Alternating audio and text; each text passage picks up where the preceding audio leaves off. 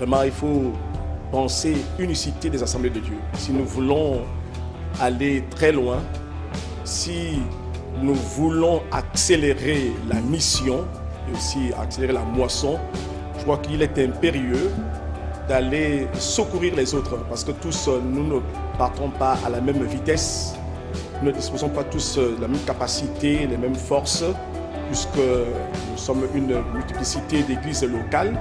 Il y a certaines qui sont quand même un peu plus nantis que les autres, et celles qui sont plus nantis que les autres devraient, je pense, aller secourir, voler au secours des autres, pour que ces assemblées aussi entrent dans ce processus d'accélération, pour qu'elles aussi elles accomplissent leur part de partition, et c'est très important.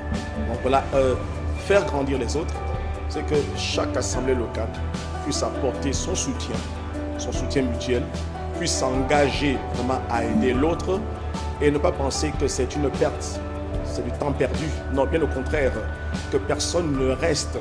Si nous voulons accélérer, il ne faudrait pas qu'il y ait des écarts entre ceux qui avancent et ceux qui sont derrière. Il faut justement éviter cet écart. Voilà pourquoi il faut repartir. Il faut tendre la main aux autres. Tant plus que dès qu'on le fait, on est soi-même en retour béni par l'Éternel. Comme nous l'avons vu ce matin, c'est 2 tribus et demie qui sont allés aider les autres. Quand on voit 2 et demi par rapport à 9 tribus et demie, c'est rien du tout. Donc les 9 tribus et demie étaient bien à mesure de combattre et d'entrer elles-mêmes en possession de leur héritage sans le concours de 2 tribus et demie. Mais vous voyez, elles ont apporté le peu qu'elles avaient et elles ont été à mesure d'aider les autres et après sont reparties, mais bénies en retour. Je crois que les assemblées de Dieu gagneraient beaucoup si nous appliquons les mêmes principes aujourd'hui dans notre pensée de l'accélération de la mission. Le principe de la famille, Dieu nous enseigne que nous sommes la famille de Dieu malgré nos origines différentes. Mais Dieu nous a pris où chacun était, il nous a transformés, il nous a changés et il nous a mis dans sa famille. Et nous appartenons à Dieu. Nous sommes la famille de Dieu. On peut avoir plusieurs tribus, comme la tribu de Gad, la tribu de Manassé, la tribu etc.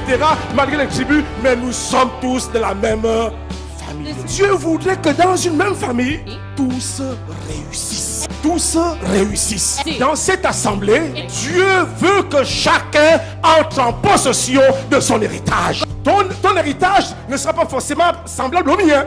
Mais si moi j'ai du mal à entrer, il faut que les autres volent à mon secours. Les assemblées de Dieu sont une famille, alors on doit avancer dans ce principe de famille. Il ne faut pas que dans nos assemblées, nous ayons des gens qui ne peuvent rien faire, qui ne progressent pas, qui avancent, ils sont là à l'église, mais il faut qu'ils entrent en possession de leur héritage.